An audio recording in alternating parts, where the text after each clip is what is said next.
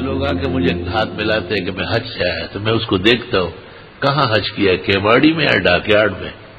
کہتے ہیں نہیں وہی مکے والا۔ میں نے کہا وہ تو ایسا بے دم بے سر حج نہیں ہوتا، نہ چہرے پہ داڑھی آئی۔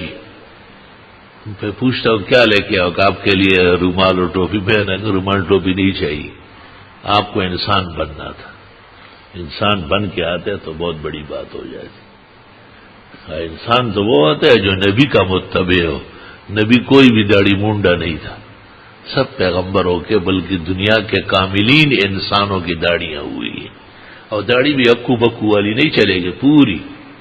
ایک آدمی مسجد کے گیٹ پہ کھڑا رہے تو وہ مسجد میں آیا ہے تو لوگ سمجھیں کہ جاسوس ہے، کوئی دہشت گرد ہے۔ ایک آدمی ایک رکعت پڑھتا ہے، ایک نہیں پڑھتا ہے تو یہ کوئی نماز ہے؟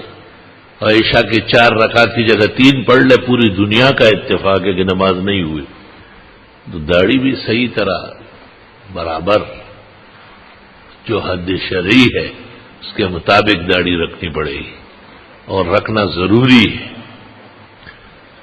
باہر شرح کنز میں ہے بحوالہ رحمت الامہ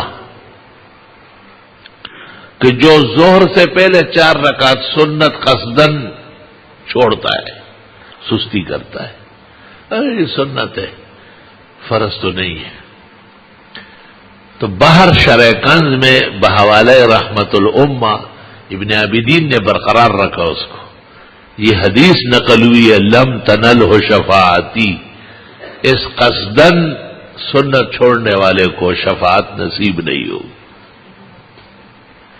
اور اس پر ہمارے شرائع کا اتفاق ہے کہ سنتوں میں داڑھی کی سنت سب سے بڑھ کر ہے۔